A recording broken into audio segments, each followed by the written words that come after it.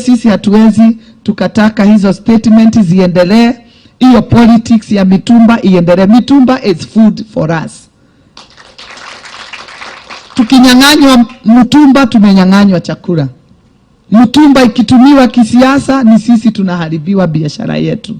So Your Excellency, we support you. As a community, as we believe that this industry should be, trade should be supported. Kikomba market should be looked into as a national market. It's the biggest market in East and Central Africa. Wale ni wale ambao wanyakuzi. Utakuta kama wako na title hii ambayo imepewa hapa na pale, yote tutakansel.